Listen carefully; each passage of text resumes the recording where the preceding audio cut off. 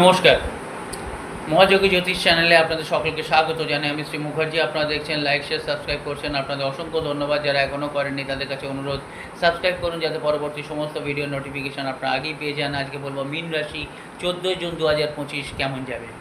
আজকে হৃদয়ের শুনুন, কারোর কথায় কান দেবেন না, নিজে যেটা ভাববেন সেটাই করবেন, কিন্তু ভাবুক হবেন না।